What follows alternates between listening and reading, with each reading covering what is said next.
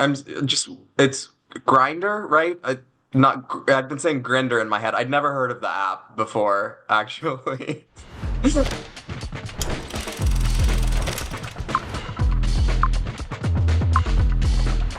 Hello, everyone. Welcome back inside the film room. I'm Zach Goins, and today I'm joined by a very special, very personal guest. I always say special because, we have some top tier people on this show, but today it is personal because we've got Jeopardy's newest heartthrob, my brother, Drew Goins from Jeopardy's Second Chance competition. Drew, welcome. Thank you. I'm so excited to be here. I've heard excellent things about you. Thank you. That means the world. I hope mom and dad didn't pay you to say that. Uh, But congratulations. First things first. You You. are the Jeopardy second chance competition, one of the second chance One competition of one winners. of two. We saw Will Yancey the week before. Now this week was your week to shine. You secured a bid to Champions Wild Card. What Yeah. has this week been like from a Monday episode to the two-game final Thursday, Friday? Obviously, you're a sensation online. It's been crazy. I mean, I taped all of this in early November. The first episode that I taped actually was on Election Day, which is its own story because they, take your phones away and everything, and so you're just like in a fishbowl without any contact with the outside world for all of that, and it's a crazy day to be doing that. But it's like so long ago, you kind of forget a bunch of things that happen, and then Jeopardy kind of like drops off your radar, and then all of a sudden, you're like living it again just as intensely and like in a different way, of course, but like just as intensely as you are the first time actually recording it. Because like when you're recording Jeopardy, once you've gotten like kind of comfortable with it a little bit, it feels like you're just like doing trivia with your friends, right? And Mhm. then it's not until your air date that you're like, holy shit, this is like a national Real TV show, money. actually. Yeah. Yeah, like real money, like millions of people are seeing this. Yes, it's been crazy. I had a big watch party on Monday, that was super, super fun. We had wings and a cake with my face on it, and like 70 friends came, and it was Okay, very cool. flex. And then no party on Thursday because you were in the audience for the Thursday game where I ended up pretty far behind Enzo, one of my competitors. And at the end of the day, after I had won the whole thing, and you knew that you could get away with saying this, you said, "Oh my God, Enzo absolutely dog walked you in the first game." I No lies detected. It was very accurate. It Actually, though, I would was. say like watching it back, it's like one of those games. Like to put it in sports terms, it's like the other team got like two touchdowns at the end. Like it was a lot closer than it actually ended up being on the scoreboard. Uh, Yeah. because of Final Jeopardy and everything. We'll get into the specifics of the games and stuff, but I feel like this is an interesting position for me as an interviewer because like I know the answers to most of the stuff that I want to ask you because I was Right. there. I Yeah, yeah, yeah. have talked about it, over the last 2 months, but this is for the people out there. So I'll pretend like we're not related. yeah, pretend I'll get like real. this is I'll get like really cagey. Maybe one of us should wear a disguise though, because since we look like twins, even though the fact that we look like twins has not stopped the internet from mistaking us as husbands in certain instances. it's true. They see the last name and they make the connection, but that's because they didn't watch for my 2 seconds of fame on the actual show because True. you obviously had in that first episode on Monday, you had Nipplegate, you had the Taylor Swift 1999 redemption, you had the Tinder Grindr mix up, a lot of big moments, and so that like led to a lot of conversation.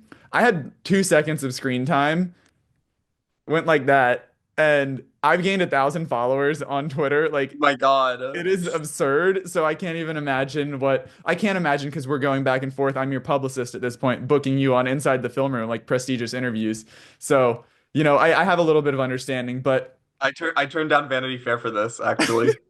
they were itching to get an interview with you, but instead you're front page inside the film room. But obviously, I just mentioned the biggest stories here. Turtleneck, the people want to know, was it intentional? You went from the buttoned up look in the first episode back in September, shirt and tie, very formal. we later see you return to that. Was it because, did a contestant producer come over and say, "Hey, Drew, you were staring at us the entire show"? What went into the wardrobe? Were you trying to entice the fans, I was distract your not. opponents, perhaps? I was not. I wanted to wear something very different from the first episode that I taped back in June because I was like, if I'm only on Jeopardy one more time, I don't want to wear just another shirt and tie combo. I want to do something kind of fun, something maybe a little bit unusual. I feel like you don't see turtlenecks very often.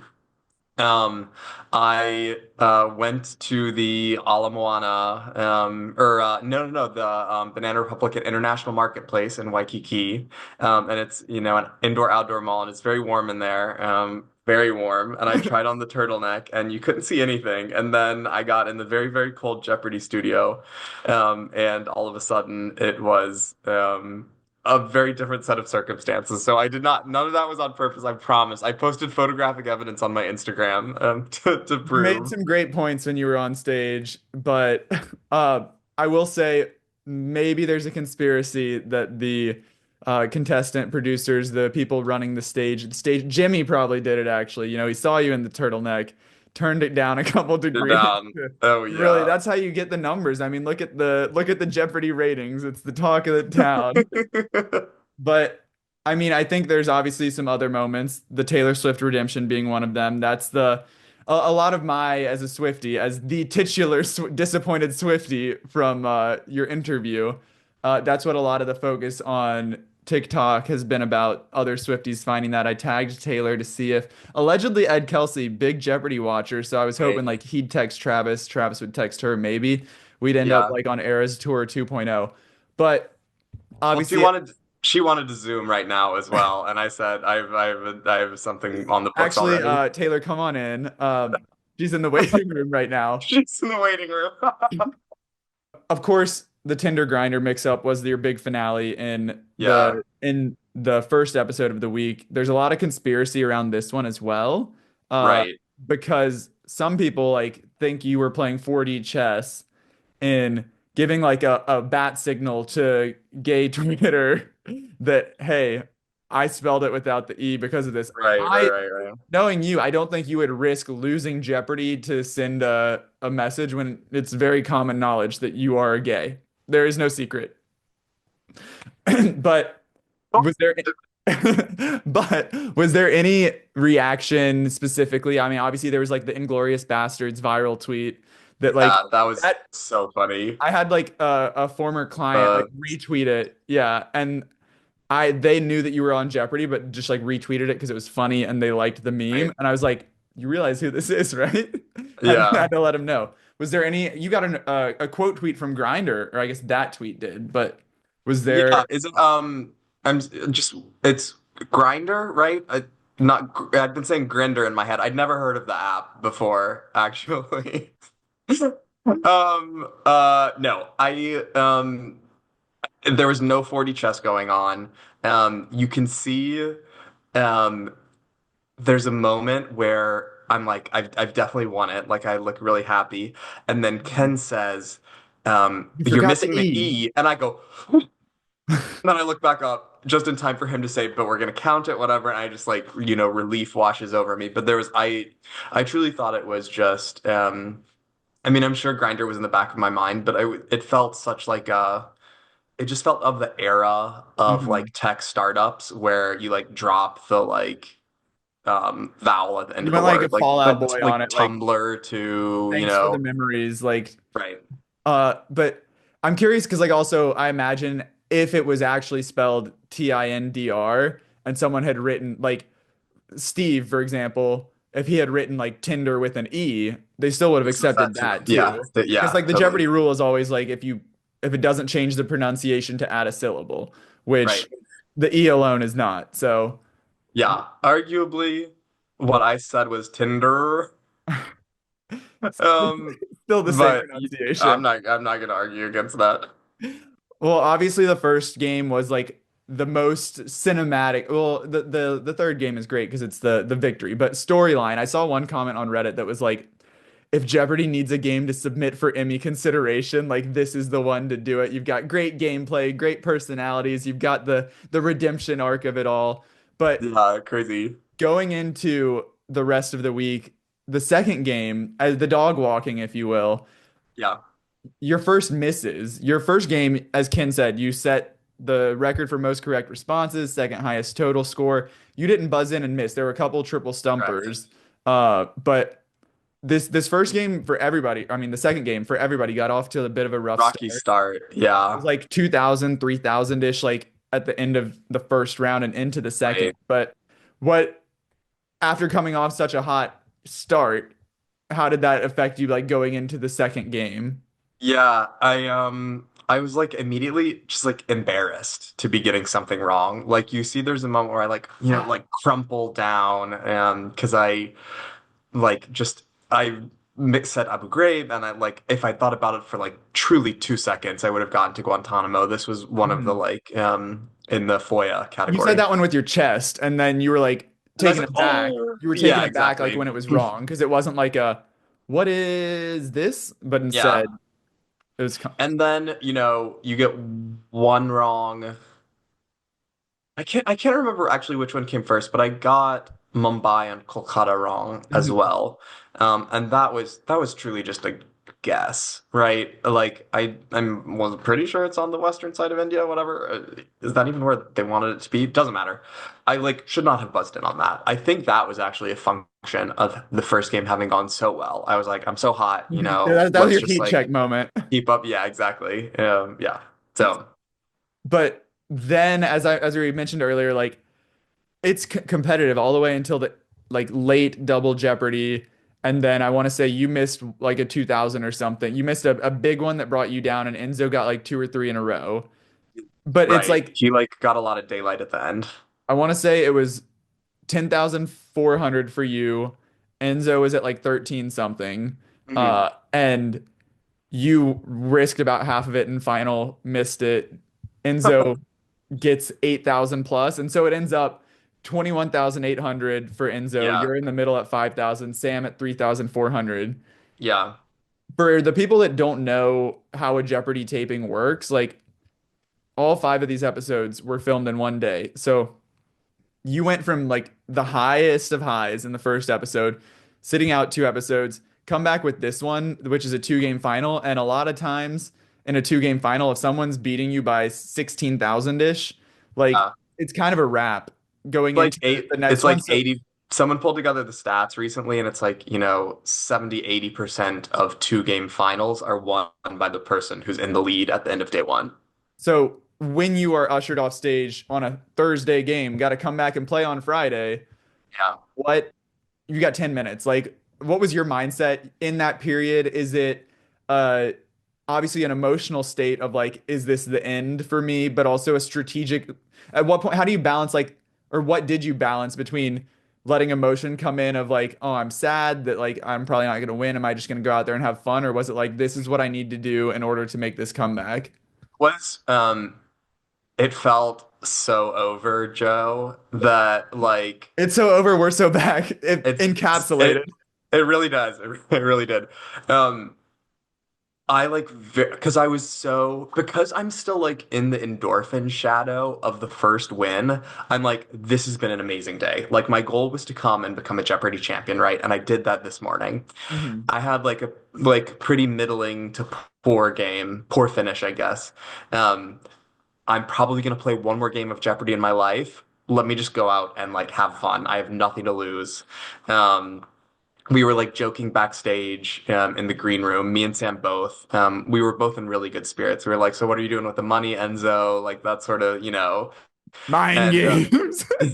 Enzo, I actually, we went back and Enzo said something, very innocent, but like very confident seeming, as though like it was a done deal. And I was like, "I'm not dead," and so. But I said that to him, and he was like, "Oh no, I know, I know, I know, I know." And I was like, "Of course, yeah. I mean, we're all just playing around." But I think that's what allowed me to go into the second game and, um, like go for broke with like true daily doubles, which is what I needed to win. I Right. was You like, came out I'm hot. playing with house money. Like this is all fake. I've achieved my goals, right? I got a full send if I'm gonna have a chance to win, and I'm totally at peace losing if that full send ends with, my face on the concrete. I mean, like that shift in mindset obviously worked out because you came out hot. You dominated the daily doubles, as you mentioned. The game script couldn't have been better because of the way that you were able to dominate, and then Enzo was on the lower end of the scoring in that Right, final right. because Sam, it's honestly really thanks to Sam too. Like, had Sam not been on fire, a lot of those would have gone to Enzo. And I think Enzo would have had the money to be in the power position going into final, and he got final correct as well. So had it not been for Sam's great performance, I wouldn't have pulled it off. and like the situation of you being low, him being high in the first game, but that money's locked away. Right. So Yeah. you being high and him being low in this one, he only had a ceiling that was so high versus you For having so his, much yeah. banked up that you could risk it all, not all, but Right. risk a lot in And Final it's like Jeopardy. the game where you want to be ahead is the second one because that's where you can like do all of the math. The first one, you just have to treat as like a big daily double that everybody gets to do, like that Final Jeopardy wager because you have no idea what's going to happen in the second game. You're really just wagering off of category, your confidence, whatever. Yeah, so it's very lucky for me too that the games were not switched. The people might not know this, but you were in bed crying the night before. I guess not in bed I don't yet. know about crying. We were supposed to go to dinner, and you said, I can't eat. I can't go until I get my math right. Practicing your wagering. Have we overcome those fears Hold at this on. point? Taylor is actually calling. I'm running late for Taylor, so I'm gonna I go didn't now. mean to embarrass you on main like this. No, yes, I felt really good about wagering. I Because I mean, at the end of the day, your wagering was full send when it yeah, mattered. So that made it a yeah, lot yeah. easier for you. Yeah, I mean exactly. But then for final, the funny thing about that one is, um I was so stressed by like single game wagering. I think I had like just like barely gotten it. And then I was like, okay, I guess I should just like glance at this, guide on how to wager for a 2-day final. I'm probably not going to make it there. But I glanced at it and like, thank God I did because I knew like, what I maybe could have reasoned it out, but the pressure's so high and you have so little time like that it really does help to have like the algorithm down. So yeah. Well, what was the instant reaction post win, you know, letting it all wash over you as you finally realize, like, not only did you win, but you made this amazing comeback. You're on stage.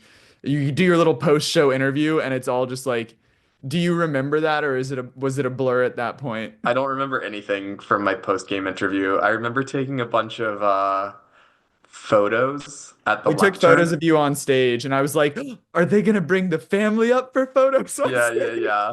They did not. It was like give me a thumbs up, give me a shaka, You give me gave us one one of thumbs up these, I and one think. shaka, give me two shakas, give me two thumbs up. Do this, do this, do this. I remember that, and then I was like whisked off to record a podcast and stuff. But the like way that I really think about it is what one of the contested producers, John, said to me after the first win, which is like I came off stage and I was like shell shocked, and he like took my hands and he was like, "This is a trauma. It's like this is a positive trauma. Like how often do you come across that in life? But like that's exactly what it is, and that's how I've thought about it, and that's how like that's the only thing helpful thing that I think I can say to contestants after they come off of like a big win, and it totally felt like that. Well, now you are off to the Champions wild card next week. We will see you once again on the Alex Um, Trebek stage. My only question for that, you've got yourself, you've got Will Yancey, very different styles. Both of you are coming uh, in hot from Second Chance. inside the film room, viewers, Zach does a very good Will Yancey impression. Give me the Bible for 400. All right. Shout out Will Yancey. Shout out Great Will guy. Yancey. But his competition moving forward.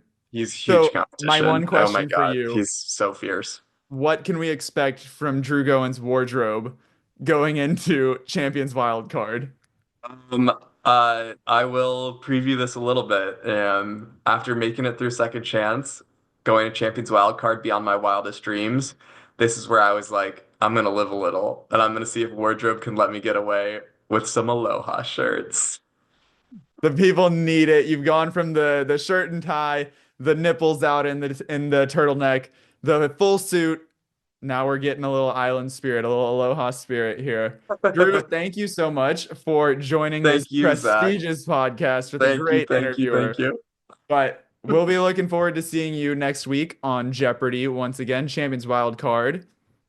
And that's that. I love you, Boo Bear. This is I how I love end all you. my interviews too. Of course, of course. This is how Hannah Waddingham and I end interviews as well. Love you, Boo Bear.